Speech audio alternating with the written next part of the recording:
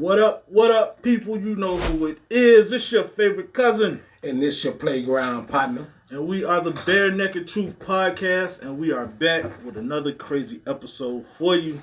And today, we have one of our, well, not even one of them, we have our militant cousin back in the building. So please, cousin, let them know who you are.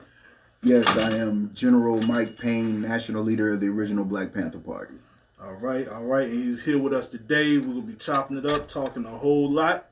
You know what I'm saying? We're going to get in this business like we did last time. So I hope y'all ready. All right, but before we get started, you know how we always do with the quick hits. Got a few things jumping off that figured y'all might like to know about. All right. First thing, Brittany Griner's home. You know what I'm saying? I don't know. Welcome home, that. Brittany. Some people happy, some not. You know, she was traded for the arms dealer, aka the Merchant of Death. Do y'all feel that was a good trade, or should they have did something else? Or should they had left her over there?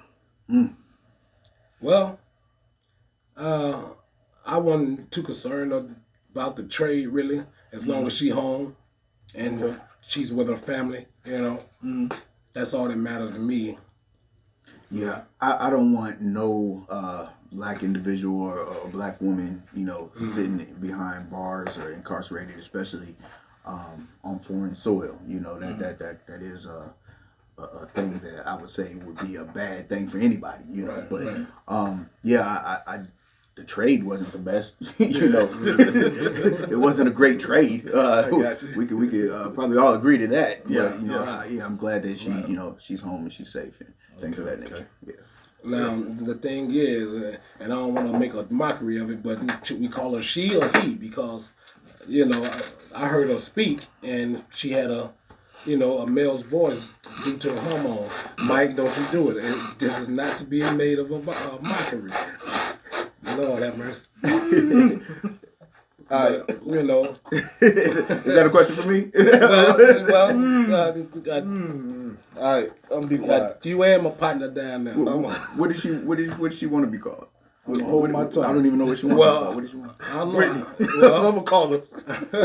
I think we should start calling her Barry. You know. All right. And look, when the folks come for you, bro, look. I'm saying because you know she has a deep voice now. You know, she's transitioning, I suppose. You know, and you know that's her preference, and you know, I'm okay with that. But you know. Hey, look, man, when the alphabets come looking for you, bro, you're on your own. Don't copy please like Gunner. You're not going to have it, no. Anyway, moving on. Let's go. All right, so Dr. Make sure I try to say his name right. Mutulu Shakur has been released. Yes, sir. After being in jail for 36 years. Not mistaken to say he was in there for armed robbery and conspiracy. For RICO conspiracy. He's been released. He was denied parole a lot of times, like 9 times. And I do believe he was unjustly served before murder because, from what I read up, they had no evidence that he was the one who killed the people. So right. You know, he's released. Also, he was a political prisoner. Absolutely. Yeah. So he's out now. You know, congrats to him and his family. And also to say he was the Tupac's stepdad. Right. Okay. Right. So shouts to that. All right, and moving on. Also, something I found out after you spoke last night, bro. So Indiana, y'all remember last week I was telling y'all about the killer robots in San Francisco. Yeah, you hear about that? No, I ain't hear about that one. San Fran, robots now they can use robots to kill people, if they feel that. As their words, last result. This is on the police force? Yeah. And I believe they've already done it once. Somewhere. I'm not sure where, though. So, there's a new law in Indiana now. Get this. Allow citizens to shoot cops. What? Yeah. So, they're allowed to shoot police. Under what circumstances? If they are what is called a unlawful intrusion. So you know how sometimes they may be running homes with the wrong warrants? Or no warrants, not warrants, something like that. Yeah. They try to go in your car unlawfully. You have permission now to open fire. That could be good and bad. Yes, sir. Exactly. That could be I'm good not and bad. saying it's good or bad. I'm just saying that's the law they have now. So maybe on their end they'll act more they'll have all their intel straight before they just run in people's houses. But at the same time, there's going to be a lot of people who don't deserve to lose their life probably with this law. Yeah, absolutely. And I think also I could see that going in a bad way because what the police can always claim and what they can always say, when because of the law, they are in constant fear. Now they're the victims. They're in constant jeopardy of their life. So therefore now that's why they shot and killed umpteen more people. You know what I mean? So and when they shoot it first, ask the question. Yeah. Now you're dealing with a Wild Wild West situation, and whoever shoot first, and make sure whoever's not alive to tell the story. So that could go. It could get a lot of people off too. When they do the wrong thing and the police get shot. So I don't know how that's gonna go. That's a tough one. I would just say keep the camera rolling and hopefully it'll help you in court. Yeah. Have all the evidence you can. Yeah. Definitely. So that's all I have for the that'll quick hits. definitely give them, more of a reason though, to shoot back. Yeah. But they was already claiming hey, he had a gun, and he didn't have a gun. It was a cell phone. Right. Yeah. So it's scary, man. Yeah, definitely. So it's, definitely want to see how this play out, man, and we'll probably hear more news from San Fran and Indiana now. Right. You know what I'm saying? Yeah. So. But that's all I got for the quick hits, man. Nothing too much. Let's go ahead and get it going, bro. All right. Well, let's get this going. We're going to start it off with the first question here. All right, what you got? General Payne, can you share with us and enlighten us on everything that y'all have been doing out in Tulsa, Oklahoma? Yeah, absolutely. Tulsa, Oklahoma, it's a lot going on there. We have brother Ricky Wright. Ricky Wright was 17 at the time. He was 17 years old, and he was falsely convicted of raping a 61-year-old white woman. All right. And this is why we say falsely. And this is the thing that we have to also put on the table. It's gotten to a point where we've had to do, as citizens, our own investigations. Yeah, wow. The police aren't doing their job, so therefore we have to do their job for them in order to free a brother that hasn't done anything. Right. So now he's 17. They say he raped this woman. They have no DNA. Yeah. No DNA evidence. Now she has DNA on her, but it's not his. One his, yeah. Right. So that's in the case right there, yeah. That should be it. Right. Yeah. Right. But to further go into it, she never pointed him out and said he did it. She pointed at 3 other individuals in a lineup, and he was never picked out. So she's never said he did it at all. Now I'm not victim blaming or anything like that or victim bashing. She was raped, but just not by him. Right. You see what I'm saying? So I'm not over here caping for somebody that had something done to her, but it just wasn't by him. And what they're doing is they're snatching our young black males off the street, and they're incarcerating them and giving them trumped up charges. Right. So when we get the call, we're sitting here like, wait a minute. What's going on with this? Yeah. And then we have evidence that they changed his appearance. So you have the the juvenile record, right? And you take the juvenile record, it says he's 5'5". But when you go to the actual police records of when he's arrested, and they have him listed as 5'10", they have him at 200 pounds. He's only 160. You see what I'm saying? Yeah. So what they've done is they've changed his whole appearance, his whole identity, to fit the identity of the assailant. Wow. You see of what she's describing, and they said he had an afro, but he had braids. They said the person that did it was in their mid 30s. He's 17 at the time. Make him feel. He was a child. child. Make him feel. Yeah. And then it happened kind of near his place of employment. Okay.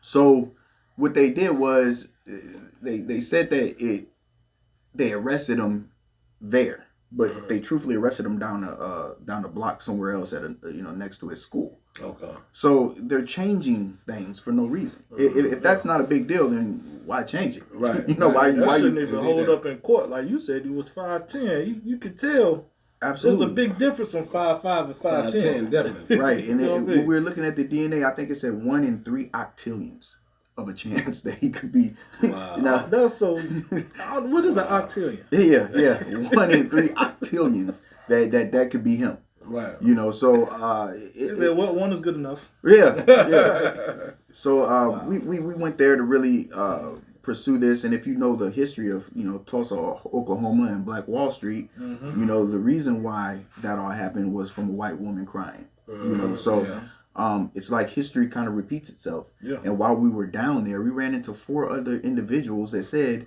they had an issue and had been locked up, or their son had been locked up from some dealing with a white individual. Right. So they dealt with the white woman, and next thing you know, so it's something in the water, something going wrong down there in Tulsa. And you know, the other thing with Queen Mother Pamela Smith is she was raped by a white man with the glass salt shaker. We spoke about that before, and she has evidence that the salt shaker was removed out of the police custody. They had it in the intake, and she has the intake form showing that it was checked in, but somehow it disappears. Somehow now it's gone. So she had all the evidence in the world. So the white man gets away with raping a black woman.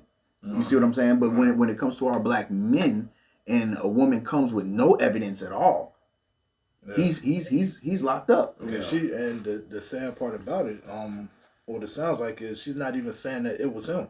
She never pointed him out. Right. And she has dementia. So her whole thing is off. You know what I mean? And she's dead now, but they still have him in prison. He's still incarcerated. And they gave him 13 years. Wow. 10 for rape and 3 for sodomy. But they test all, they did a swab in her mouth. Nothing matches him. Yeah. So we're hoping to bring Brother Ricky Wright home soon. Yes, sir. He should have his appeal coming up, and we're fighting for him. We ask people, to call, which happens to be a black police chief out there named Wendell Franklin.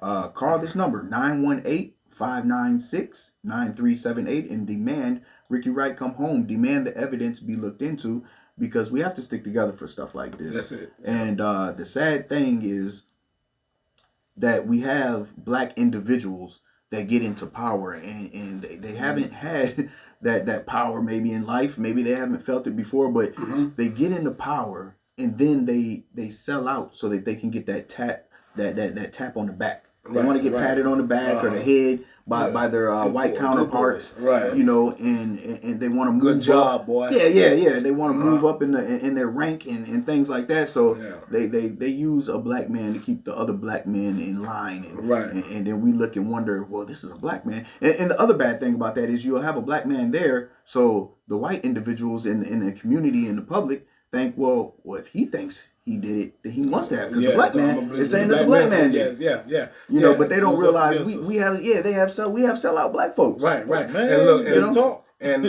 I'm not gonna ask you to say it, but I'm gonna say it. So pretty much an Uncle Tom. Right. You know what I mean? Not Uncle Tom. Let me get that. Yeah. Not Uncle Tom. Sambo. Yeah, let me get that right. Sambo. Yeah. Yeah. We always got to get Uncle Tom was a good one. He was a good one. He get a bad rap. I've been hearing that a lot lately. Yes, sir. And I looked into it, and that's true. Sambo was the one. Sambo was the one. He was the one. Yep. And so that will be Police Chief Wendell Franklin. You can call it 918-596-9378. That's a good segue. Indeed, that. Absolutely. Yeah. Oh man, so let's go here, man. Speaking of black hate, what do you think about our good brother Deion, Coach Prime? Now, time. Was he a victim of black hate? Let me ask you. What's going on? Before you ask me that, I want to know what are they saying is the problem with what Deion is doing? Okay, so that's what I've been trying to find out. Okay. So a lot of people saying, well, man, he left Jackson State, man, this and that. My question was, are you mad because he left Jackson State, or were you mad because he went to Colorado? You know what I'm saying? Right. Because that's the question that people are not asking. They just say, oh, he left them kids. But I'm like, at the same time, I don't think nobody really realized what happened. When you look at all the stuff as in the president said, after you get so many ticket sales, we're going to give you X amount of money. He spent a lot of his money building up the facilities, doing things for the students, right, getting TV deals. And a lot of the stuff that he was trying to do was turned down by the president of the school. Gotcha. They won the bowl. They didn't get the money they were supposed to get. He sent it everywhere else. Right. So it's like, on one hand, I understand. It's like, yo, you do bad business. Right. You know what I mean? Because I'm hearing that they a lot of people are mad saying he basically sold out and went to the white schools over the black schools and things like that. This is my thing. With brother Deion Sanders, I can't say, because first of all, he's saying that, like you were saying with the ticket sales. I saw an interview with him. He said, the money's not right. Something's going on, because he can see in the stands that certain stuff is coming in, certain stuff ain't, and he's not being paid, compensated for the way that it should be done. So I can't really speak on this brother's personal issues and his contracts and things that behind closed doors. Also, how long is a person supposed to stay somewhere even though they're helping out and they're doing good for it's his choice really if he wants to move on to somewhere else for a better opportunity or not. That's his personal choice. Now it's different if you're just going to these places for certain reasons, and because you think you're gonna the white schools is better, or whatever. If it's something like that, then yeah, okay, I can see something people having a problem with it. But his lifestyle, and everybody knows prime time. They know what he's been about. It ain't So and also too, I want to say I seen the interview because people are like, oh, well, maybe he's just trying to go to the NFL. He said he's not going to the NFL. And also he was saying that what he was getting from the school, he also had to pay his staff. Yeah. So it's like you're not giving me the money I'm supposed to get. Right. And you're giving me a small amount, and I still have staff that I have to make sure he's coming out of his own so body. they can stay. Yeah. And then he's also funding the program, with the equipment and all that out of his own pocket. Right. And when you have a job, I mean, truthfully, you just like with school teachers, they shouldn't be buying pencils and papers and things like that. They shouldn't have to do that. That's not their job to do that. So when you have a job, you're supposed to work the job and get compensated for the job. You're not supposed to have to put into it. That in that case, you have your own business. If you're putting into it, you should be putting into your own business. Yeah, I need to be a shareholder. Right? Yeah, something. So I get it if that's the case. If that's the case where he's putting money into his into the business and the school and things like that. Wow, that's great, and because he's financially capable to do so, that's a good thing. But how long do you expect that man to do that? You know what I'm saying? Like that can't be a forever thing.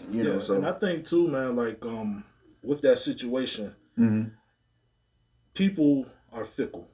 Yeah, because if he was losing, they'd be yelling to get him out of there. Yep. You know what I mean? And and I also hear people say, "Oh, he made these promises to these young black boys to get them to go here and stuff like this." But I'm like you said, just like with any other thing in sports, nothing is permanent. Right. Coaches move all the time. When you first started liking your favorite team, them people ain't there no more. Right. You know what I mean? It happens. So it's like what I don't know what they were expecting. Like maybe he'll go to another HBCU or what, but. At the end of the day, I'm like, hey, man, he did what he had to do. And he took his son with him, too, so it's like, hey, look, you can compete in a Power 5 now, and, maybe you have a better chance. And not just his son, he took other players also. So, so it's not like he just left high and dry. It's like, yo, y'all come with me, we compete on a higher level, see what happens, so I think it was a good move, man. You know what I mean? Yeah. Now see, when you put it that way too, there's other things in there. There's circumstances, and I don't know his intent. You see what I'm saying? I don't know his intent and where his heart is at. But sometimes when you leave and you go to these other schools, and if he made promises to certain individuals, and as a man, just me, when I try to make a promise, I try to stick to that. Yeah, that's it. I don't know how long that is supposed to last. I don't know what he promised, what he said. But also the students, you can't just be married to the coach. You have to. Yeah. It has to be. You go for the school, the experience, the team as a whole. You know, a few other things. If you came just for Deion, then you know that's a problem in itself. So exactly. You know, so when he does move on, you should still be okay at being there. But you know, I want to say this to the people also, man. For those of you out there who are upset, one thing you got to realize too is, guess what? You can still support HBCUs if he's there or not. That's it. You know what I'm saying? That's it. You know, because let's just say something untimely happened. You know, I don't wish this, but it's just hypothetical. Let's say the man passed. Then what? right, You know what I'm saying? The school's still going to be there. right. So, you know, you can still support. Yeah, the even school if he's doesn't not end with there. Deion. Yeah. Yeah. So, that's all I got on that one, man. What else you got, bro? Well, on that one, I don't have much. You know, But that's also what we were talking about too before with self-preservation. You know, Yeah. if he's leaving to better himself and his child, you know, to where they can get into a better place. You know, one thing, and I'm not saying this is necessarily with him, but one thing that's been killing us in our community, as I always say, is self-preservation. We pick ourselves over the village and over what what does better for the whole. You know, we always look out for ourselves first, and when we do that, sometimes, you know, we do screw over the whole. You know what I mean? And a lot of people, including our entertainers, you know, they'll go out and make statements and do certain things and you know, put out certain messages that hurt the whole. But for them, Want to put names on it? huh? Want to put names on it? Oh, it's plenty of them. I mean, No, I'm just playing. yeah, it's plenty of them. Just playing. You know, one come to mind off the top. Like, Yeah. But it's We ain't plenty of even them go there, but I that got you. do it. You know, even when you look at some artists, you know, that do music and they put out, you know, they didn't even, some of them didn't even live a certain life, but they'll put that message out simply because it makes money. So they free their whole family. You know, they free their grandmother and their mother and their cousins. They get them houses and things like that. But you've ruined the lives of probably, you know, millions of kids that listen to your music and think that you really live that life and they choose to follow you. You see what I'm saying? So that self-preservation of, oh, I'm going to get the money and I'm going to get the bag and I'm going to get this. Yeah, well, if it hurts so many others, you may not see it, but that's what it does. So I'm not saying that's what Deion Sanders, you know, did by, you know, deciding to do better for himself and his son, but he also took some other individuals with him. So it sounds like he just tried to make the best deal, the best power play that was in his best interest, and also for those that were closest to him, you know, as far as the kids and, you know, things like that too. So, I don't know. Yeah. Okay. Well, I definitely agree. What you got next, brother? all right. Well, with that being said, you know, do you feel it's time for us as a people to do away with that phrase, real nigga? I'm a real nigga. Oh, I love that question. Real, you know what I mean? Yeah. First of all, with that, I want to ask what that definition is of real. See, that's the problem. The definition of real is wrong. Right. Now, you can be a real whatever you want to be, but get the definition of real correct. Right. Under our Facts. mindset of real, there's always something negative. Right. Or criminal. Right. You know what I'm saying? Exactly. You're in prison and he a real, he done killed a couple cats. Oh, he a real one. Right. Like, how is that real? Yeah. Like, you know, so we need to redefine the term real first. Yeah. Yeah. Everybody has their own perception of that word. So. And I'd say 80% is negative. Yeah. You know, 80% is Especially that. when there's that phrase. Right. You know what I mean? Yeah. Right. Yeah. Because they would say, like you said, oh, man, well, he did this, he a real nigga. But I'm like, okay, but what about the dudes that's out here going to work every day? Taking care of the You know what I'm kids. saying? Taking care of their kids, families. treating their ladies right. Yeah, That's what they're absolutely. supposed to do. Yes. Yeah. That's You know the what real I'm saying? one. That's the Like, real one. because to me, that's even harder. Well, that right there alone, that's a real man. Yeah. That's what a real man is. Right. But I'm like, that's the hardest part right there. Like, people don't realize, like, people like, oh, man, well, you know, man, the street life hard. I'm like, bro, you know what's harder than that? Yeah. Trying to do what's right. Right. Yeah, because it's easy to go out here and get a lick. You Yeah. know what I mean? Yeah. It's harder to be like, you know what? You know, and I also feel like this. Once you get past a certain age, man, it's just some things that you need to leave behind. It's just some things that you need to let go. Yeah. You understand what I'm saying? So Definitely. You said something really important too. Can't remember what it was. You just said something really important that came to my mind. and it was something about them. That's what it was. It was. That's the definition of a man. Right.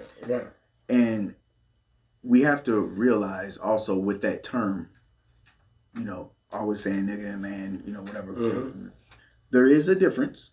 There is a difference. Definitely. But we should take away even that and just be black men. Mm-hmm. Okay. We should be black men and take away the derogatory. Right. I know we always try to make things, what is it, lemons into lemonade and things like that. Yeah. But we can't continue to do that. That word has too much pain, too much. I know they say, well, we take away the power in it and all that. No, look, it is what it is.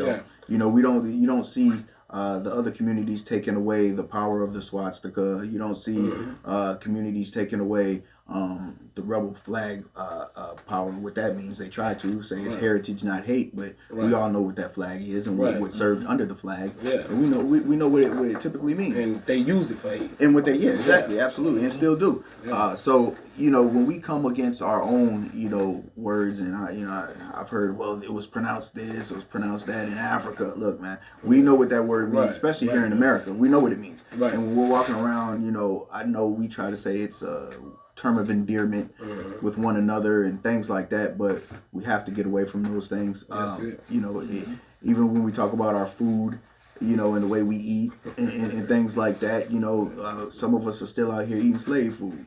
If you look up what they served us. Yeah, what is slave food? Let's go and drop it on. What is slave food?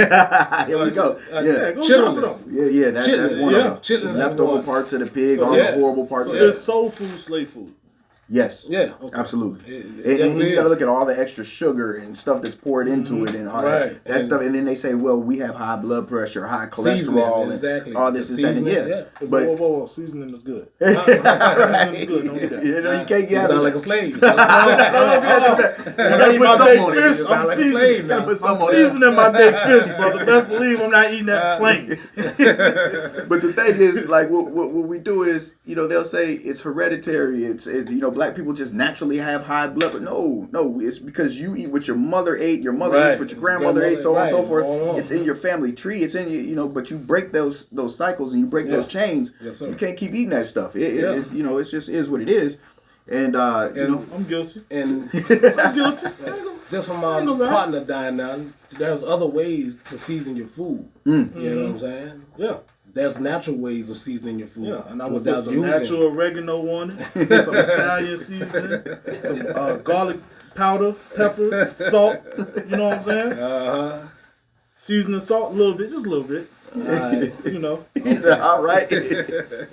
I tried the other way. I tried seasoning with the peppers and stuff, and it just don't hit the same. It just don't hit the same. He said, because it's so much I want to say to him, but I'm gonna save it for a private conversation. I'll be there for you, man. I'll be there for you. Be a support system. Be a support system. There you go. That's what's up. But yes, and hot sauce. Oh yeah, hot sauce. I'm gonna tell you something, man. I used to be a real hot sauce lover. Okay. I let it go. Which one?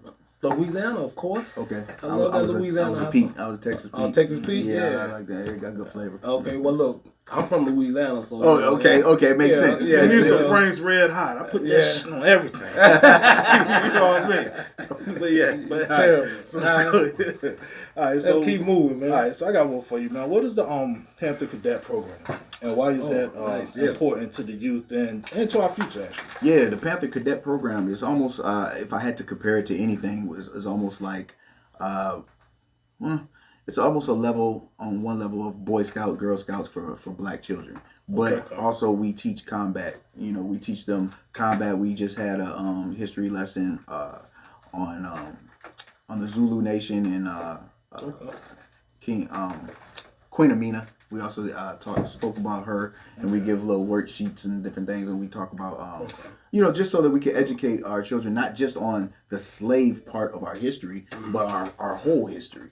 You know what I mean? Because in school, they don't get that. You hear about the same few people. Martin Luther King. Yeah, Rosa Parks, Malcolm, they barely touch on him. Barely. But, when we was going on, they ain't touch on Malcolm at all. Right. No, Maybe a little bit. Yeah, and here, you hear about Nat Turner, but it's because it's Virginia. If you go other places, you ain't talking about no Nat Turner. So, we want to concentrate on that, and we teach them combat, how to get home safe programs, and stay away from bullies and things like that. And we basically start and let them know they're not savages, they're not B words, they're not N words. Right. We're raising kings and queens. So we have to get them because they haven't always been indoctrinated to that habit yet. Yeah. Some of our older folks, they just can't stop doing it. It's just it's in their vernacular. Yeah. It's already there. They're gonna say the N word everywhere. Yeah. Right? Yeah, they're gonna keep doing it. Yeah. So what we're doing is we get the kids and we bring them up without that to let them know automatically, hey, that's not what we do. Right, and I'm gonna tell you, if you teach and train them kids are straighting their parents when they get home. Absolutely, absolutely. Yeah, and it's sad we gotta have the kids get the parents together, but right. Well, whatever way it works. Right. My stepson, man, he walks around the house. Ooh, don't say that word. There you go. You know what I mean? So if you get the children, yep, the children will get the parents straight. So absolutely. And my question to that is like, with that, how do you incorporate some of the teachings for the parents to understand also? Because some of us still have that rough exterior from having parents that grew up in the 70s and 80s and stuff. Yeah. It's like stay in a child's place. I'm above correction from a child. You know what I'm saying? So how do you get the parents to understand too what's going on with that? Right. Well, sometimes they don't. Like sometimes and that's the hard part on us because regardless of how many times they see us, they still are 24-hour care with their parent. Yeah. And sometimes, if you have a parent that's just wild and out there, you know what I'm saying? Like, I mean, that's the kid's gonna pick it up. It's gonna soak into them. We just tried to curve that to show them that there is another alternative and another way. Not even to put their parent down or anything like that, but just to let them know there's other options. Yeah. These ways will lead you here and these ways will lead you there. Right. So we identify with them. We also bring in people that have been through certain lifestyles to where they can explain, what's going on. And even if their parents happen to be going through this, that, and the third. Okay. But a lot of times, with our class, the parents are bringing them there for a reason. So therefore, they're already trying to reach some type of help with the child. So typically that's that. But we do run into the other parents that I'm speaking of sometimes in the different communities and things like that we've ran into. So those are just the harder ones to reach. Okay. So with this program, is this a seasonal program or is it year round? Year round. Okay. Year round. How long y'all been doing that? Y'all doing it last year? Yeah. Well, we had started it, and then when the pandemic hit, we had to stop. So we had tried to get it started like just before the pandemic, and then it that hit, so we had to just kind of stop everything. And once everything cleared and we got some things together, and we opened it back up for the kids. Okay. Cool. How can they get in touch with y'all about if parents want to bring their kids to the Panther Cadet program? Absolutely, yeah. They can just call our headquarters number, which is 757-214-2098. I'm sorry, 757-214-2098.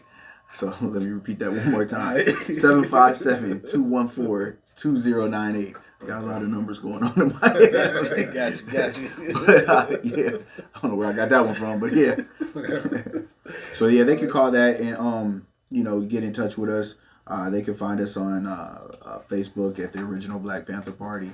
They can go on our website and hit us up too, and that's the originalblackpanthers.com. So www.theoriginalblackpanthers.com, and they can get in touch with that. Also, our newsletter is on there, so just to get information and things that we're doing in the communities, our newsletter will be out there. Okay, definitely. And also too. So please, subscribe to that. Subscribe to that. Yeah. And real quick too, I noticed y'all had a name change because we went y'all to the militia at first. So why did you go back to, or did you change it to party? Yeah, we had went to we had our name as the original Black Panther militia at one time, because we were paying homage to our brother, Okay. and we wanted to Michael McGee Sr. So we wanted to make sure that we paid homage to him, and this was during a time when we were kind of stepping out on our own, I guess you could say, and that's where we had did it. But then when we realized that with the algorithm, they were consistently hitting us just for that term and trying to shut down every single thing we possibly could put up in the social media world. Okay. So we said, you know what, we'll just link our whole bloodline together, and we'll just go back to what we originally had been, which was the original Black Panther Party. Okay. Not to be confused with the Black Panther Party for self-defense. A lot of people confuse us with that. We are linked through lineage to the Black Panther Party for self-defense, but we are not them. We're not. I don't claim that, and I never have claimed that. People, tend to think that that's what's going on. We definitely can trace our leaders on down all the way to myself.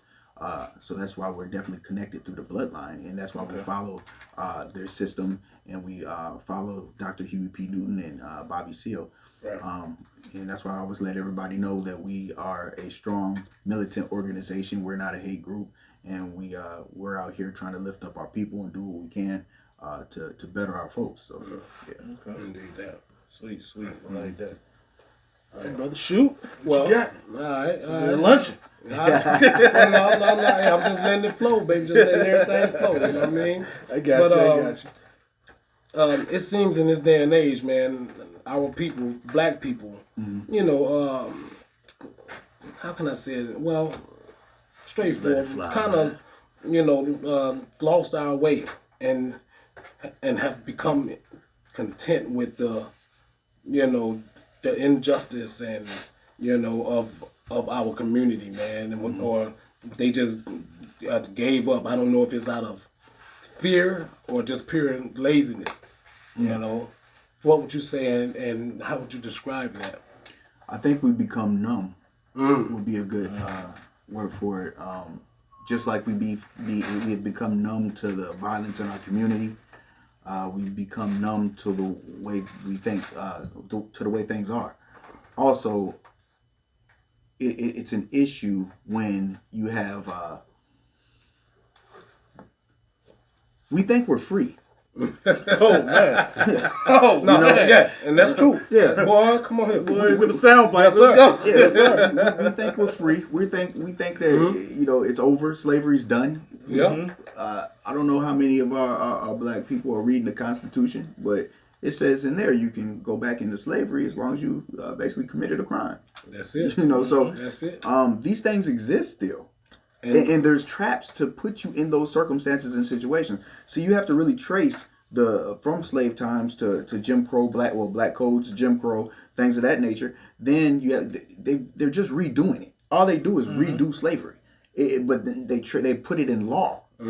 So they're trapping our black people in law. And we're sitting here thinking, oh, we're just breaking laws, or we're just they set up poverty first, and people can sit there and argue that all they want to, but they set up poverty because we all know they flooded the communities with drugs and things of that nature. Yeah. We all know that they bombed our buildings that were doing well for themselves and our people that were doing well on American soil. Yeah, flooded them. They tore up our breakfast program that we had, urinated and put fecal matter on our food and went to the door. They went door to door, knocking on people's doors, telling them that it was poisoned in the food. Yeah. So these are the tactics that they've used every time we try to do well for ourselves. And then they had redlining. So when you have all these things set up, and people don't even know why they live in a certain neighborhood or their mom and why we're prone to be in there because that's where we were allowed and the only place we were allowed to stay. So now when you have all this going on and you have poverty, you're gonna have issues. You're gonna have problems. You're gonna have crime. That's common sense. You're gonna have these things happen. So when you have crime and you have that going on and people killing each other and murder and things like that, well, what's left? Right. Prison. Now you're going to prison. Yep. You know, when you and then when you're in poverty and you're trying to get some money and you know you don't have too many skills, they've taken Free away. labor. Yeah, they've taken away a lot of the skills and the trades, and given them to a lot of the foreigners that come over. Those skill sets have been basically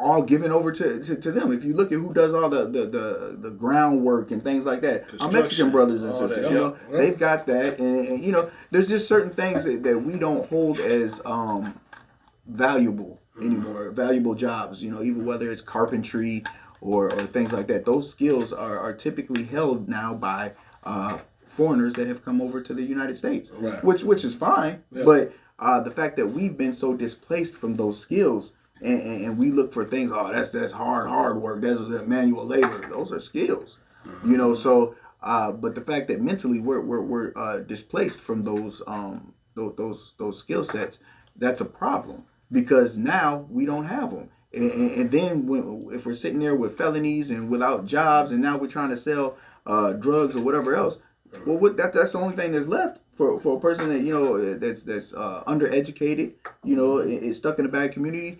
Whatever it is, everything is stacked against you. So when we commit the crime and this, that, and the other, and we try to make a living for ourselves or whatever we do, in those type of situations, then we're stuck in the prison system, and now we're sitting here once again in what? Slavery. So when we walk around here like we just free and everything's good, and we don't stick together, we don't help each other out. You know, we just, hey, I got mine, you better get yours. That mentality. Yeah. So now we're stuck sitting here, in slavery and don't even know it. Yeah, I'm still a slave. Yeah. And then there's also financial slavery. Yep. You know what I mean? Economics. Yeah. And actually, I got a question I want to ask about that too. Do you think that part of our economic downfall is because that we sell everything we build and the stuff that we create? We don't do the proper. We don't take the proper protocol to own it. Yeah. That's something that once again I had this conversation yesterday, I think, but when we get. Or, okay, let's say grandma has a house. Grandma has a house. She passes. First thing the family usually ends up doing is selling the house. Selling the land, the house, everything. You know, the siblings fight over it. And they take the 20, 30, 100,000, whatever it is. You know, whatever you're dividing and splitting up. They take that. They're gone. And usually they pay off their debt. Probably get a new car. Something like that. Typically, it's not enough to get your house. Sometimes you might be able to get a house with it or something. At least start over with one. But you already had a paid off house right here. Right. You could have took the land, did some refinancing or whatever you were trying to do with it, or to remodel it, rent it out. Yeah, that's it. You own it, so you should be able to go to the bank and start a loan for another one. Yes, sir. Get another house. Yes, sir. Rent that one. But we're always giving away our property. We're always giving it. We're always going for the money instead of looking in at the long shot. You go for the short shot. Yeah. It seems like a lot, but I need the quick hit. Yeah, that's it. Temporary. Yeah. So I think what was it in Baby Boy? The difference between guns and butter. Yeah.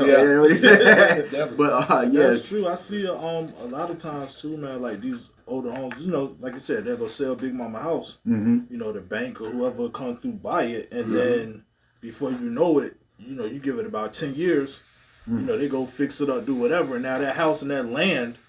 They selling that for $2, $3, $4 million. Something crazy. You know what I mean? Or knocking down the whole neighborhood. You only got 200 out of it. So that's definitely that. But what about like creations too? You know what I'm saying? Because I noticed that, man. We'll start businesses. Come up with creations. Matter of fact, the people who like the creators who do the dance steps and stuff like this, they put them out. They sell them. They don't even know they can actually copyright that. So people can't steal it. And then you see they dances on Fortnite. Yep. You know what I mean? Yeah. And people paying for them packages, and they're like, wow, I just missed out on the whole business move. Yeah, that's a difference in being business savvy. But also, the problem with a lot of that is hip hop is always a young a young sport for us. It's a young art. Yeah. It's a young art form. So therefore, those dance moves and the different things like that come out of that, and it all comes from younger people who wouldn't typically know that. They wouldn't be. They're just having fun. They just hearing the beat, having fun, going viral. Whatever they're doing, they're not thinking that far into it. And nobody's there to tell them. Yeah. That you should get a patent on this, or you should do it. Nobody's there to tell them that. So yeah, they're losing out on money. They don't find out till they turn, I don't know, maybe late 20s, early 30s, sometimes not even longer than that. That man, that little move right there, I should have did something about that. But And I wanna speak on that too, because I kind of try to tap into where the kids at sometimes just to see what's going on. It was this phrase, y'all may have heard it. The young lady was like, "You better get you one of these." And they was like, "What's that?" She was like, "Oh, a chicken salad." That phrase, right? Okay. She just did it like she was eating a salad from somewhere. Mm-hmm. Somebody wanted to buy that from her. I forgot which company wanted to buy that from her for 50 bands. She said no. She ended up sold. I think she got the rights to it, and she took it to Weight Watchers where she making way more money. You know what I'm saying? Wow. So it's just just knowing that little bit of business, little knowledge, helps. And like I said, we sell companies all the time. Like we'll come up with some kind of invention or whatever, or we'll start a business or a storefront or something, and then we sell it to a bigger person because they want to buy it for $5 million, and it's like, but if you hold on to it, right? If they see if they want to give you $5 million, that means they getting at least $50 million off of it. Yep. You know what I'm saying? Yeah. So why not hold on to that and build it for your legacy? True. Yeah, and through history, all our inventions have been stolen continuously. So that's nothing new. You know what I mean? So. When we do stuff like that and we come up with something, and I urge all our black folks, don't just be so quick to put it out just to show that you did something amazing and genius-like. Get it patent, get it copywritten, whatever it is you're doing, so that way, you're protected, because people will legally snatch your stuff. So. Or you quick to sell, but like in the words of Prime say, it must be the money. Right. You know what I mean? So, Definitely. Yeah. So, on to the next note with that one. In the black community, the black families always consider crying to be a form of weakness. What's your thoughts on that? We're talking about just the family in general, or the male? Well, the male, or just the black family in general. Right. What you crying for? Don't cry. Whether you're a girl or a boy, male or female. So. Yeah, I don't think it's a form of weakness. I don't think it's. I think people need to have that release. On the other hand, I do think that it's situationally specific. There's certain things. All right. Especially talking to a young boy, you got to tell him, hey, nah, this ain't the time to do that. You know what I'm saying? Like, you man up, tighten up, you know what I mean? That's it. It's going to be hard times in life. We can't go too soft on them, completely. But, it's okay to cry. And it's okay to let that out. And I think our males especially should know that, because you can't hold stuff like that in and have trauma and things going on in your life, and you just holding it in because you want to be a tough guy. That's not. And it's gonna build up, and it's gonna release chaos. Too much pressure will bust a pipe. You know what I mean? Indeed that. Yeah. So it's okay to cry in the car. Shower. In your room. It's okay. Whether you're a grown male or black woman, because I know some black women that just holds it in. Hold it in, man, and just suck it up and keep going. Yeah, well, our black women are extremely strong. Yeah, extremely. Indeed, strong women. But they it's have okay to let it go. And they need a strong man to be that outlet, in order to be able to come to and let that go. Right. And you need a man that can, at least tap into that side to say, hey, it's going to be okay and things of that nature. So we have to have, at least some sort of sensitive side, to where we can relate to our women and even our young female children. You know what I mean? Right. You got little girls and stuff like that, and you have to be able to understand where they're coming from, and you can't just come hard at them all the time. You know, no man should be completely one way and hard all the time. That just it's not gonna work. Yeah. And so with that, man, I want to ask this here because I see this a lot. More so online and not so much in person. But do you believe that there's a gender war between the black man and the black woman? Because we see that a lot, where it's like, we always going at each other, whether it be good or bad. But how do we get beyond that? You know what I'm saying? To the point, because and I ain't gonna act like I ain't participated a little bit, but tell the truth. There you go. But look, speak the truth. It's all right. But in the grand scheme of things, man, it's like at the end of the day, we have daughters, we have female relatives in our family also, But how do we get beyond that point to where black men and black women seem to always be at each other's throat? You know what I mean? Just for whatever reason, it could be something as petty as 50-50 or 100% or whatever. Give us an example. Yeah. Black woman is your fault. This now the black man this. You know what I mean? Like, how do we break that cycle? I think the best way to really do that is to realize who we are. First of all, as men, that's the first thing. When you turn into a man, you put the toys away. All right. So you have to be a man, first of all, and a woman has to know how to be a woman. So these things are incredibly important. They're there for a reason. And there's certain terms that are used that people find, disrespectful, I guess, and feel like they take the power away from women or whatever. But when you use terms like place value, now, if I say place value, a lot of women will take that as saying a woman has a place or should be in a certain place or she, whatever. But the man has a place too. Yeah. I'm not saying one is greater than the other. I'm saying that there is a position and a place that the woman needs to be in as well as the man. Okay. There's duties that we have that we should be concentrating on, and there's things that the woman should concentrate on. Yeah. And what happens is we have our males and our women. Our women have had to be so strong through history that they have formed the mind of a man. Yep. You see what I'm saying? They've had to carry so much. The load has been so heavy for our black women that they've mentally turned into a man's mentality. So when a man comes, and I'm talking about a real man, not a boy, but a real man comes and tries to take his place as a man, he's butting heads with another man. Yeah. You see what I'm saying? So that's no room for him. there's no room for him. Right, you can't tell her nothing. You can't. There's no compromising because she's so used to doing things on her own and being on her own. It's hard for her to relinquish that power because she's so used to carrying it. So and as a man, you have to understand there's certain things that you gotta say, to your wife, your girl, whatever. I'll let you get it. I'll let you get that because you're better at that than me. Right. You know what I mean? Right. Certain things, whatever it is. It could be, just for an example, it could be finances. It could be, just keeping track and making sure everything in the house go right. Man you might just be good at working. You might be good at bringing home the bacon or something.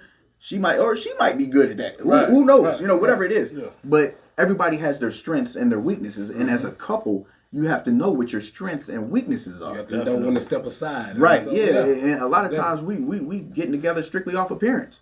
Like you can't get you mess around and get a pretty dumb one. You don't want no pretty dumb one or a handsome dumb one. You know what I'm saying? Like that's not gonna do you no good. So you have to know who you're with, and when you like they talk about building empires, you always see people, I'm gonna build an empire. We building empires like Beyonce and Jay-Z and all that.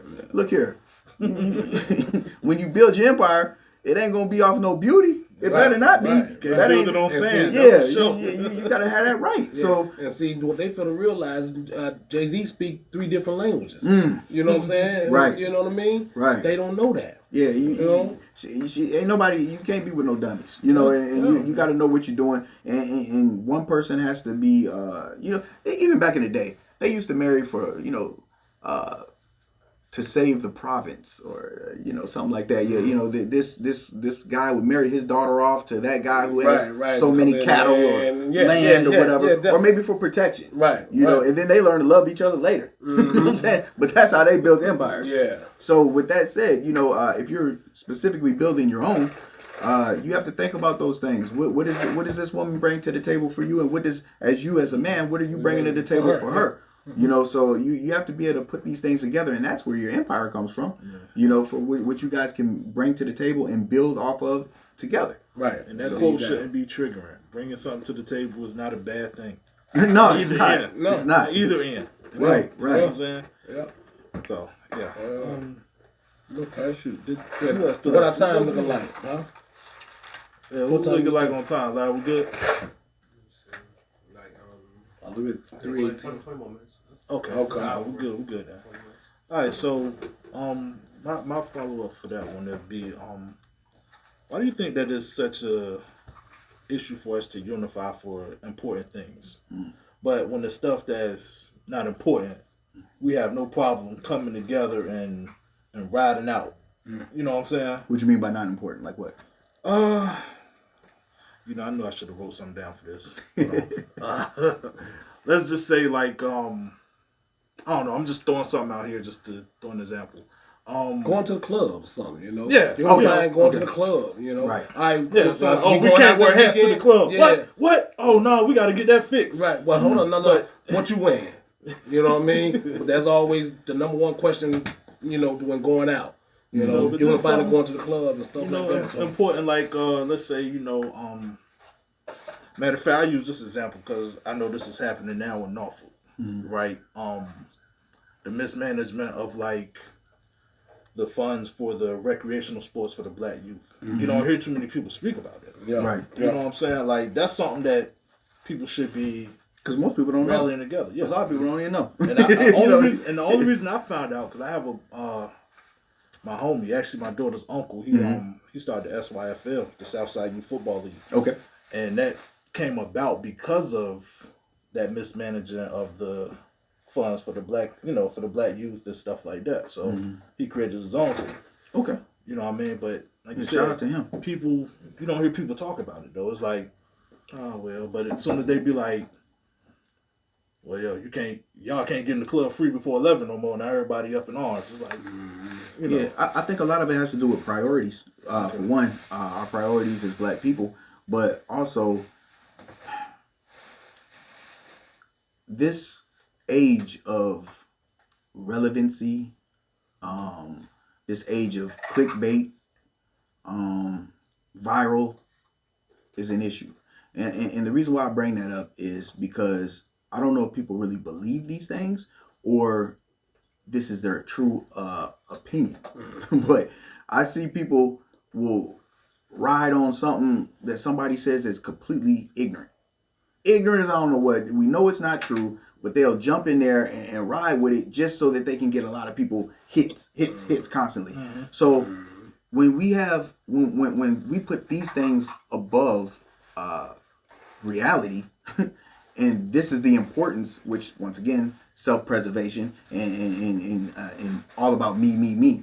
So when we put this out, and all we care about is hits, likes, viral, things like that, then it's kind of like, well, who cares about the truth?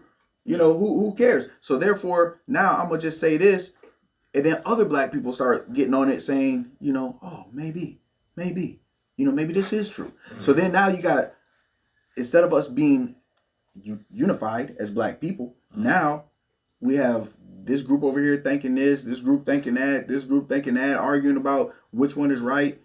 Lose sight of the whole plan. Yeah, now the agenda is different. Yeah. Because now we're it's like, well, I got my opinion because this, that, and the third. Well, yeah, but when you see other groups, right, they may have their own opinion, but when it comes to the bottom line of things, they stick together.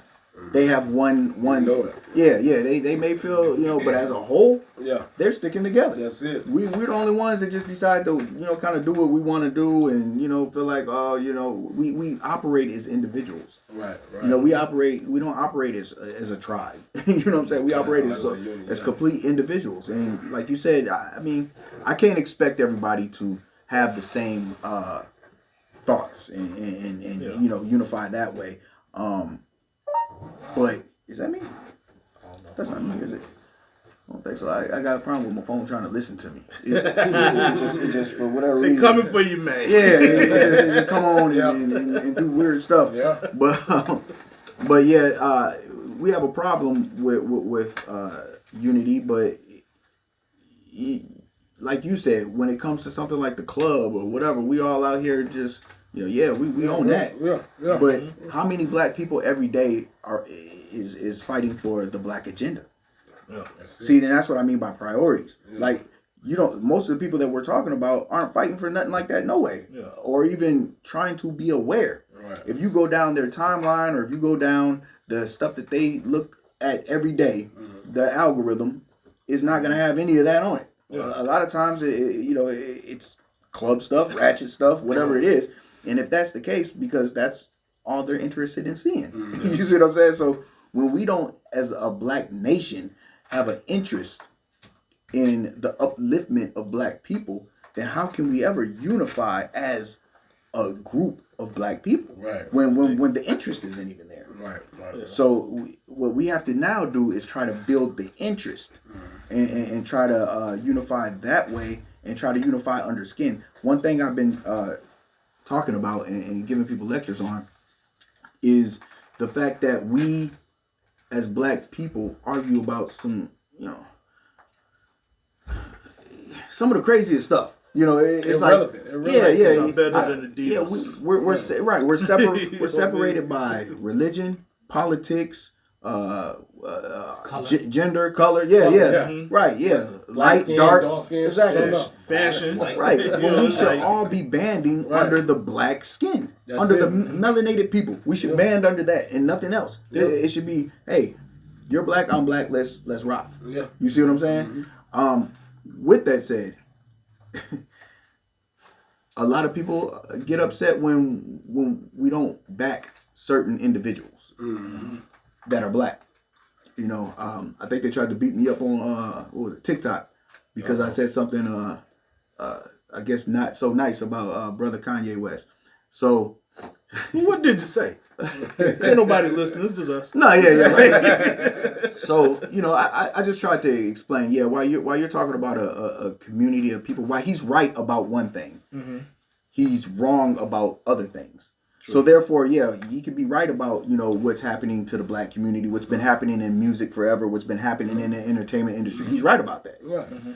But when you're walking around selling out the black nation for these likes in the same sense, I can't back you on that. And I don't understand why people are so upset. Because if you have a family member, if you have an uncle that's addicted to drugs or whatever he's addicted to, and you can help that brother along for only so long. Yeah. After a while, you're considered enabling him, and now you're allowing him to keep doing this stuff.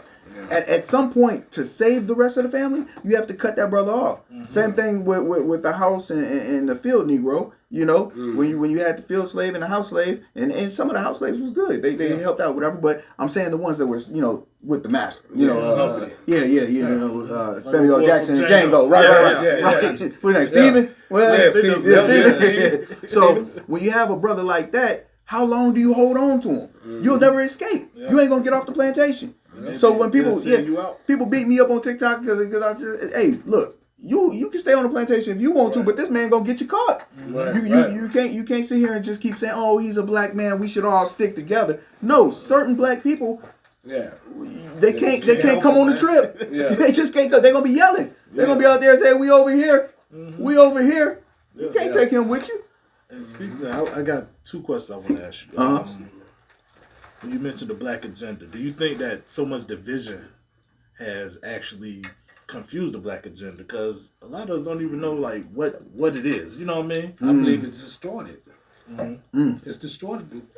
The black agenda. Yeah. You know, because everybody has their own agenda now. Yep. Yeah. So it's like, okay, you know, my idea of the black agenda is this. Mm-hmm. Well, over here, this group's idea is this. Correct. You know what I'm saying? Right. So look at the 60s,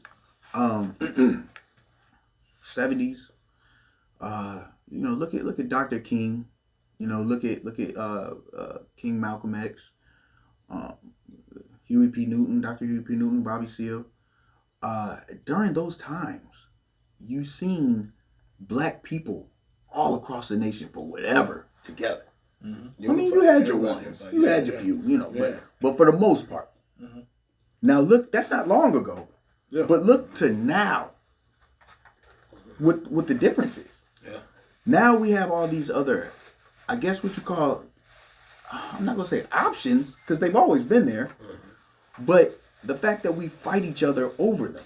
Mm-hmm. You know, the fact that we have brothers that, well, even if we look at the feminist movement that you know, what white women were getting into at a certain period of time, and then our black women jumped into it. Mm-hmm. We didn't typically have those type of problems. Right. You know what I'm saying? Right.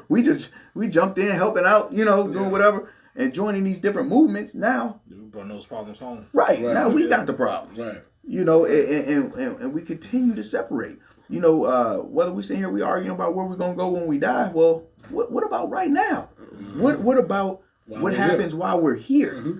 You can, hey, feel free to believe in whatever you want to believe in, but don't argue with this other black man because he believes something different. Right. You know, don't not work with the black man or black woman because they believe something different. Yeah. You know, and I see it a lot. I see us on you know, online, you know, just trashing somebody's belief system. Yeah. And you know, that stops the unity. Yeah. Because you may have a brother or sister that believes in something totally different that just really wants to help out with black people. Yeah. They really want to serve that food. Mm-hmm. But they sitting there thinking, oh, well, you know, they believe in something, you know, they don't like me, they hate me, or whatever the case. Yeah. So now you have an issue. Right. You see what I'm saying? Right. So when you have all this going on, you know, work with that black brother or sister, because you're isolating him or yourself, but you're isolating for no reason, or outcasting certain people for no reason. Yeah. There's no reason to push that brother or sister out when they could be doing good for the cause. If you look at our United States military, they say we got the greatest military on planet Earth, right? Yeah. Now, do they kick people out for being a Satanist, a Muslim, a Christian, be anything in there now? Yeah, be anything in there now. Be anything. That's how you unite. Yeah, they ain't stopping none of that. They don't care what happened to you, and they know you sure to die. They don't care what happened to you. So why should we take over shit too? Right. So why should we be any different? Right. You know, why should we sit here and isolate a brother or sister just simply because of what they believe personally? That's it. As long as you believe in the black agenda and uplifting the black man and woman and keeping us together as a whole, as a black nation, hey, I don't have no issue with you. Yeah. Okay. And my second part of that is, I wasn't gonna ask this, but since you brought up Kanye, it was like, can you be for the betterment of black people also while constantly trying to seek white validation? Hold on. Before you even answer that, do you think he's actually trying to seek white validation?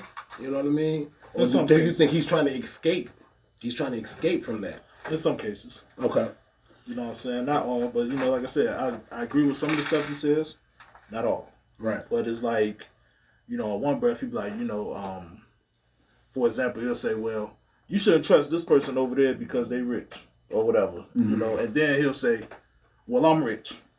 And then it's like, you know, he'll go kind of, you know, switch up. Like, he'll do the MAGA hat, but then he'll say, y'all should rock with me because I'm black. So it's like, how do you, you know what I mean? It's like, what do you draw the line at? Because it seems like you're playing both sides of the fence right now. Yeah, and as Brother Malcolm said, you know, our entertainers should not be our leaders. I agree. First of all. They shouldn't be our leaders. When you look at white America, you know, they don't have athletes or musicians, or Garth Brooks or somebody ain't they spokesman. Yeah. You see what I'm saying? Like that doesn't happen there. So why are we, we look up to people, what? Because they have status, money, so, but with brother, Kanye West,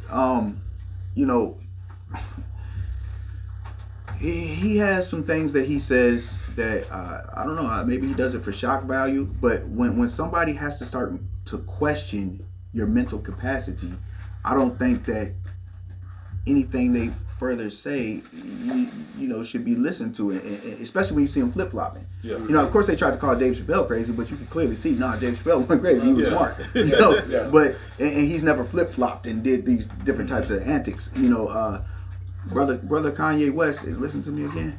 Brother Kanye West, see, You got an iPhone, man. No, it's just you know it. Hey, I'll stop making me look bad. There it is. Thank you, sir. Thank you for that validation on the. And as soon as you say certain names, they start clicking. But I'm gonna need you to just say it's an iPhone. But with Kanye, like somebody hit me up and said, I don't know why you mad at Kanye. Slavery was a choice. So people didn't like it was a good option. It was like, you do this or die. Like, it was spawned from fear. Yeah, well, let's look at it. Fear, let's say this is true. Let's say this is true. Right now, that means everybody in the prison system should be free. Mm-hmm. They do outnumber the guards, don't they? Yeah, they do. It's plenty of them. Plenty of them in prison that outnumber the guards, and they click up very well.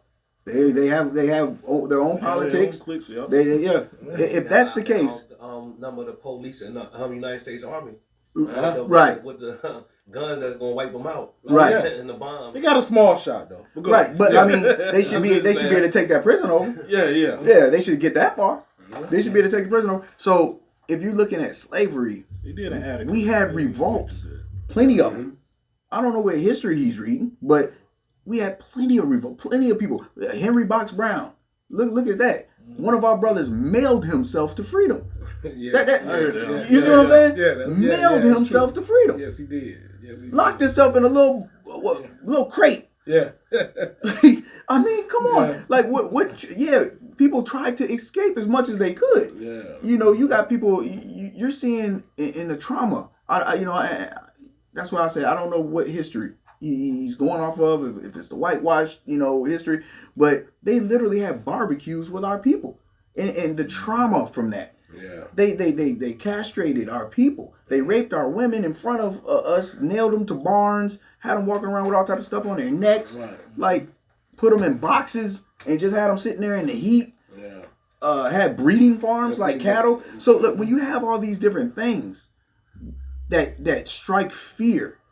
And to a people that really don't even speak the right language or the language of the native tongue that's here, you couldn't even get together. You weren't even allowed to congregate without a white person being there. That's it. So except for Sunday, yeah. So these are the different types of things I'm saying, and I don't understand how just maybe because he's a celebrity and people think he has some type of random free thought. He's a genius on the boards or whatever, but I don't understand how they can come to that conclusion when history shows you what happened in the trauma and the bull whips and the different things that we had to go through. I don't understand how they don't see that how that could just keep a people stuck in one place. We got brothers in jail right now that ain't going through none of that, and they ain't revolting. You see what I'm saying? Yeah. So I don't know how he says it's a choice. Especially when people did try to escape. Nat Turner. Haiti, the Haitian Revolution. I mean, we've always been a strong people that try to rise up and escape and be better for ourselves. We've always done that. So little stuff like that. When people are out there making comments and doing things, I'm surprised that people even really actually pay attention to them. But everybody's got a platform, everybody's got a voice, and people are gonna follow who they follow. And as sad as that is, it does destroy what we're trying to build. And that's why I said, if that brother ever wants to come home and come back to where he used to be, where he was speaking all this great positive stuff in like college dropout and things like that. But now he wants to walk around with the the different shirts and the Confederate flag and whatever you're doing for the clicks and the baits and the and the viral message and all that crazy stuff and talking about Hitler and whatever else he's doing. You know what I mean? It's constant harm to the black community. While he's trying to help the black community. Yeah. So I'm not gonna sit here and trash him and say that everything he does is horrible. Some of the things he's talking about is true, but when you mix truth with falsehood, that's where you get that's your message up, right, and you get the people that are you're trying to gravitate to every side, and that's where I see what you're saying by he's trying to kind of look for the validation of white people because now he wants every side. He's trying to, because we all know he's trying to get into these different corporations and been trying to, get these businesses, whatever. Well, we get that, but when you sacrifice your people for that type of thing, I can't rock with you like that until you get back to what you're supposed to be doing. Respect. Well, he could be possibly trying to hold on to the white validation because of everything that went down between him and Kim, and he know how those white folks love the, Kardashians. So yeah, but don't put the whole black nation in jeopardy and give them the wrong message because you decided to lay down with who you decide to lay down with. Right. You know what I'm saying? That's your meat and your problem. You know what I mean? Like don't put that on all the black people for that. You know what I mean? You give them mixed messages just simply because you done messed up with her. Mm-hmm. Yeah. True. Yeah. All right, you got any more questions, brother? No, sir. That's just about it for me. All right, well, I got one more. You got one more? That's it? I got one more. That's all. Man. I thought we were just warming up. I got one more. So, lately I've been seeing that because in California they've been talking about reparations now for black people. Mm-hmm. I think the number they came up with was like 223,000, something like that. Mm-hmm. I understand activists are shooting for 350, but my question is, if we were giving cash reparations, how can we make the best of it? And should it be cash or other things of value also, and not just here goes $350,000, just do whatever? I think just cash by itself is a mistake. Mm-hmm. Because we need so much more. Yeah. We need. I think everything that was stolen from us should definitely be returned. Indeed. I think that Release the patents. Yeah, well, I Send think them advances to the honestly, right people. We were just recently in Tulsa, Oklahoma, and we're literally walking on the bones of all of our ancestors, all of our black people. Those bones are under the ground. There's mass graves with buildings on them. Yeah. They should knock all that down. Knock all of it down.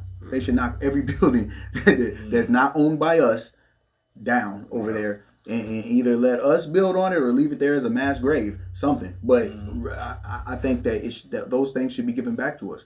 The different lands, all the land that we've owned, even all the way to Africa. I mean, that's a whole nother conversation. But stuff that we own that has been pillaged, raped, and taken from us should be given back. Economically, we need to be we need to have some type of training classes, even how to invest money, and all these different things. We can't just get money and send somebody out there in the wild. You know what I mean? Because they would just get it right back. Yeah. And we're gonna be in a position, and even with business, when you open up a business, what are you gonna do with that business? How are you gonna run that business? The startup money is good. But what happens? What happens afterwards when you really just don't know how to run a business? So, there's a whole lot of things I think has to come with the money. I've even been hearing about some of the our Latin community and some of the Asian community say they shouldn't be held responsible for like the foreigners that are here in the United States say they shouldn't be hell.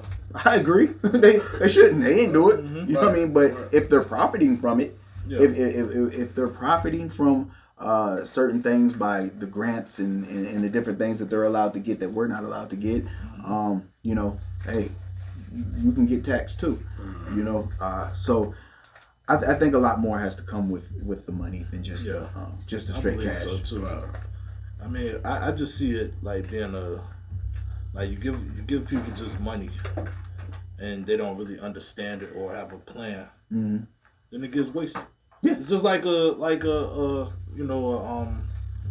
a sports player or something. You know, they go to these teams and then they stop playing. You like, yeah, but you played for 10 years and over the 10 years you amassed $150 million, but you blew it. Like, how you broke? Right. You know what I mean? Right. So, you know, I definitely think understanding how money works is something that we need to look into also. Absolutely. Understanding credit, understanding all of these other things that go into it other than just, okay, I got it, I'm going to just go to Gucci and just buy everything in the store. Right, you know right. What I mean? Yeah, and that's another thing. You even brought that up, you know, with the brands and the different things of that nature. You know, we have to be really mindful of that. We're always supporting and buying into and spending the most on non-black brands. You know, people, us as a people, we're always looking for a status symbol. You know, something to show that we got whatever we got or don't have. You know, like even with Jordans, people, you know, they don't.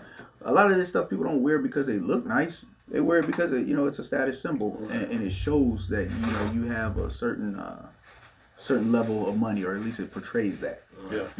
You see us as black people. We always, okay, I see you, I see you. You know, you sit there, have a circle jerk with each other. You know what I'm saying? Like it's kind of crazy. You know what I mean? You sit up there, hey, I see you. Oh no, you the one got the money. Oh, you the one. Look, man, stop it. You know what I mean? Stop this. So, you know, I look at it like, hey, now we got to stop, you know, doing this at some point in time. You know, be real with yourself. Yes, be honest with yourself. You know, it comes to a point where you have to say, hey, look, I'm here, and my objective is to get here.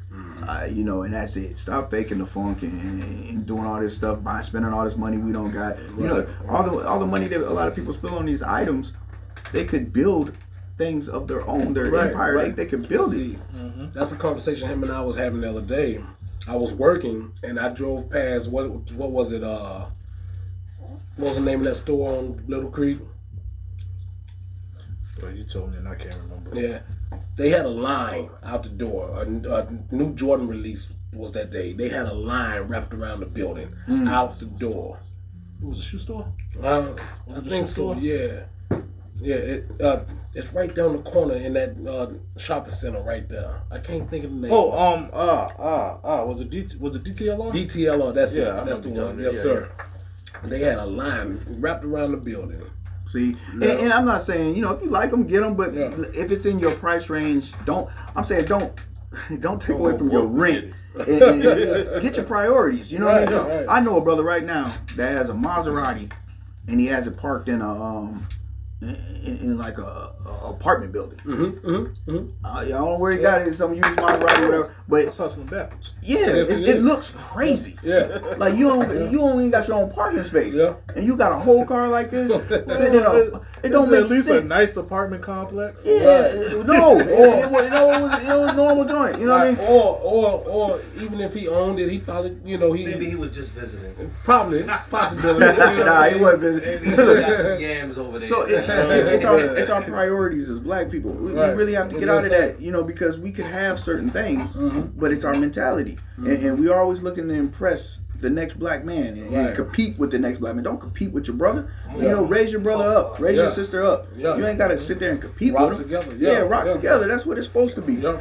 But we're constantly competitive, constantly trying to show off something, you know, whatever. Nah, get what you're supposed to have. It's out there for you to get. You know, we gotta of course work 10 times as hard, but it's obtainable. Yeah. And when we're making moves like that, we're never gonna obtain what we want to, what we're supposed to have, or what we can have. Right. And for those out there too, man, that we know that are doing good for themselves, don't hate on them. Right. Congratulations. You know what I'm saying? Stop. I hate to see that, man. Like I had a homie who bought a house, man, and you know I told him, I was like, bro, you know, I like your house, bro. This makes me want to go harder and working on getting mine. Yeah. And he was like, man, you'd be surprised. I mean, my own family members are like upset, hating on the fact that I have a house. You know, like, you don't know what people go through to get their stuff. Yeah. You know Connect with that person and ask that person. Learn. Yeah, and learn. That's it. Yeah, or work harder. You know, don't sit there and sit there and hate that man because he don't work. But, you know, at the same time, like my man said, don't be dumb with your money. Right. Don't go out here and buy a $80,000, $100,000 car and you can't get your rent paid. You can't afford the maintenance on that vehicle. You know what I'm saying? You got to be smart with it too. So yeah, and that's something I see a lot. You know, even with like I'll see somebody go out and instead of getting a nice, you know, I don't know, just a nice Honda, you know, just a brand new Honda, they'll go get a '96 Mercedes. You know what I'm saying? Like you could have had a brand. You know what I'm saying? Like this is gonna definitely be better, last you longer, but it's that status once again. But see, the thing is, I feel like, look, if you can't take care of that car when it starts to go down, it's gonna be expensive. Yeah, it's gonna be expensive. So if you can't take care of that car at that moment, I don't think you should even purchase that car. You know, learn from me, man. I did that. Yeah, I got me an Escalade. Okay. And I was like, man, this is a nice truck, but when I tell you, you're going to fix something every month. Yeah. You know what I mean? It's going to Whether cost. it's just a tire or something. Ball bearings going out. Like, it got to the point it was like, you know what, man? Let this go. This truck, bro. Yeah, if you can't afford to keep up the maintenance, then, hey, let it go. Yeah, and that's another thing. Even with congratulating, you know, it's kind of, even in this movement, you know, just doing work and out here grinding, you know, and I see a lot of people, you know, they're doing work and they're trying to make things better for other people. And then you get certain people that'll sit online and all they do is I call them Facebook revolutionaries. Yeah. They'll sit there online and all they do is talk about the revolution on Facebook. Man, but they'll sit there and down another brother because they're doing the work. Yeah. You know, like, oh, well, y'all ain't all that, or y'all ain't this, or y'all ain't that. Well, what are you doing? You know what I mean? And it's because all you have to do is go work harder. Go out there and do it. They criticize. What are you hitting me up about, or this other brother over here? What are you hitting them up, or this sister? Why are you hitting them up, talking trash on their page? Oh, Siskel and Ebert. Yeah, that's what it is. Siskel and Ebert. It blows my mind. It's like, come on, like, you know, congratulate. Yeah. Because I love to see it. I love to see somebody just doing just that, and contribute. You know, that too. If you think that you can do better. Right. You know, contribute. Call that person up. Reach out to that person on Instagram, Facebook, and say, hey, may I suggest this? You know? Yeah. It's just as simple as that. Right. You know? Let me tell you this. Make it hard. You might not know it, but I've seen so many of them, what you call Facebook revolutionaries. And I was like, you know what? Since you feel this way so deeply about this, right? Why don't you go join the Panthers? Why don't you get out there and actually be what you're talking about? Right. Instead of just talking my head off about it. Absolutely. Because I can't do nothing for you right now. And I guarantee you they never reach out. Yeah. I mean, I've seen some in person, you know, like, you know, we were. Okay. All right, so we want to get that last thought out? And We were walking out down the street just not too long ago, just doing patrol, and brother came up and, you know, why ain't y'all doing this? Why ain't y'all here?